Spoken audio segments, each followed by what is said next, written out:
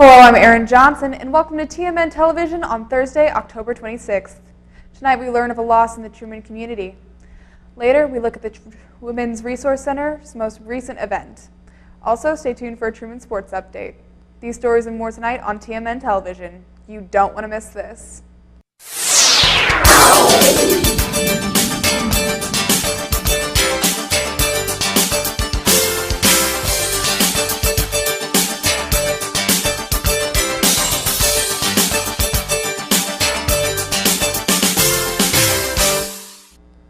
Truman State student Rachel Morris, along with two other passengers, died in a car accident on October 23rd. The accident happened on U.S. Highway 63, about a quarter-mile north of the intersection between 63 and Illinois Street, according to a statement from the city of Kirksville. Vice President of Student Affairs, Luann Gilchrist, sent out an email to students Monday. Morris was a first-year student in the nursing program and a member of the women's track team. The Women's Resource Center hosted their 4th annual Celebrating Women of Truman event Wednesday, October 25th in the Student Union Building Hub. The event features performances from various groups on campus that were empowering for women. Some of the groups included T-Soda, the Showgirls, Campus Swingers, and Minor Details, the Truman's only all-female a cappella group. The program also featured poetry by female artists and stand-up routines from female members of the campus improv group, Upchuckles. Guests could also come and view artwork done by women in the art programs on campus, including painting and pottery. The event was free to everyone and provided refreshments for guests. Allison Rice, Arts and Education Chair for the Women's Resource Center, says the performances change every year, but the same empowering spirit carries on. Rice says the center wants to inform people of the talented women present on campus by having these types of events. Our main, message is just like celebrating femininity, just like womanhood, just like all the things that we offer at the center are just like to help push and influence all of Truman's women on campus, but it is also for men to come and see what women have to showcase. The Kirksville Art Association is undergoing the first steps in rebuilding the Art Center after a fire destroyed the building last December. The Kirksville City Council approved a site plan for the new building during a meeting earlier this month. The association has been in contact with architects and is in the process of fundraising, starting with a dinner and art auction in the sub-activities room on December 2nd. The Art Association says they want the new building to be functional and accessible to the community so that it is more of a multi-purpose space. Art Association President Linda Treasure says that while the center's current location on the corner of La Harpe and Baltimore Street is working fine, the organization misses the foot traffic of the downtown location. Treasure says the association will work with whatever space they have. The City of Kirksville has partnered with the Missouri Department of Transportation on 2 federal transportation investment generating economic recovery applications to address improvements on Baltimore Street and create the Kirksville entrance, a complete avenue on Illinois Street from the alternative route 63 to Elson Street. The Tiger Grant is a federal grant that provides funding for communities to improve infrastructures. Kirksville has applied for the grant twice but never received the funding, though this year community members are hopeful as the backing from MoDOT may help. Kirksville and MoDOT have pledged a combined sum of over $3.1 million, improving chances of receiving the grant, as well as assisting with drainage issues not covered by the grant. Kirksville Administrative Coordinator Sarah Halstead said the estimated cost of the project is almost $8.6 million. Possible components of the project include improving drainage along the road, traffic signal upgrades, and widening the north end of Highway 6 west to 3 lanes. According to the City Council report, other components of the plan include upgrading sidewalks and intersections to comply with the Americans with Disabilities Act. Next, stay tuned for the Truman Sports Update, but before all that, let's take a look at this week's forecast.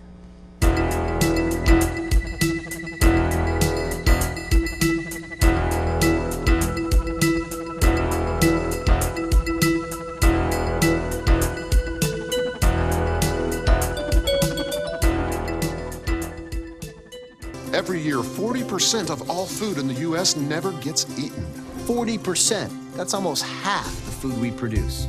Food waste is a serious problem. It impacts all of us. And it's expensive. Your family is throwing $1,500 a year in the trash. We're working hard to put food waste on the chopping block. And you can do the same at home. Learn how to cook it, store it, and share it. Just don't waste it. Go to savethefood.com. The men's and women's swimming teams have now swum 5 meets to start their seasons. The men have won 2 meets, while the women have won 3. Interim head coach Jarek Simic says the Bulldog swimmers have progressively built up endurance and hopes that they can improve their front-end speed. Simic says adjusting to the position of head coach after Ed Petrie left mid-season has brought more responsibility, but the administration and alumni have supported him in the transition. He says he has had many mentors to lean on for advice, including Petrie and his former head coach, Mark Gohl, who left Truman for William Jewell University in Simic's sophomore season. Simic says he used this experience to help the team move forward, including the new swimmers. He says being open to their concerns has put them at ease, and he is gradually becoming aware of their individual needs. They've started to swim better as the meets have went on, and I think as a coach, if you get to know your swimmers a little bit better, or just your athletes in general for any coach, they're going to have some more better success in or out of the pool, wherever that may be. The football team bounced back after a 3-game losing streak to defeat William Jewell University last Saturday, 24-14. It is the Bulldogs' first win in 4 weeks. Truman reached a 14-7 lead in their first quarter, and though they allowed 340 passing yards, the Bulldogs countered with a season high of 243 rushing yards, led by sophomore running back Jordan Salima's 133. The Bulldogs' defense was led by sophomore defense lineman Sam Reeves, with his 4 in-game sacks matched his total from last season. Reeves is now 2 away from the single-season record, with 3 games still to play. Truman will play their last road game next Saturday at 6 p.m. against Quincy University. Truman State University hosted the GLVC Cross Country Championships for the first time this Saturday at the Kirksville Country Club. Head coach Jim Schwegler says the team's goal before the season was to finish top 5 in the conference. The team reached that goal this Saturday, setting the record with their best ever GLVC finish. The women finished 4th out of 13 teams, while the men finished 5th out of 12 teams. On top of that, the women had 2 top 15 runners, senior Michaela Hyland and freshman Kelly Dare, while the men had 1 with redshirt senior Bryce Pavy's 10th place finish. Schwegler says the team had an advantage after practicing on the course Thursday and racing in front of its home crowd. The Bulldogs will now look forward to the NCAA Midwest Regionals. The volleyball team has now won 4 of its last 5 matches. In that span, the Bulldogs sustained a 13-set winning streak, finally broken by their loss against University of Missouri St. Louis. Last Saturday, during the game, senior Jasmine Browns recorded her 10th double-double of the season with 16 kills and her high 24 digs. Brown is on a streak of 3 double-digit kill games, and junior setter Savvy Hughes has a streak of 4 30-assist games coming out of the weekend. The Bulldogs now look forward to a stretch of 7 straight home games, 6 of them in conference, starting this Friday at 7 p.m. against University of Indianapolis. This has been your Truman Sports Update. Stay tuned after the break. Got a quarter?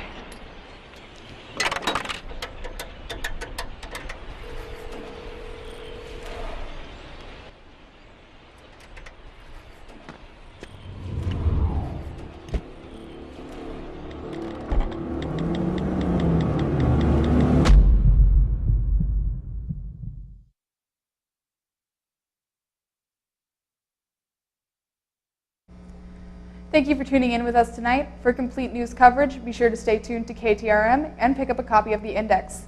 Check out our news content on tmn.truman.edu and be sure to check out our variety show segments.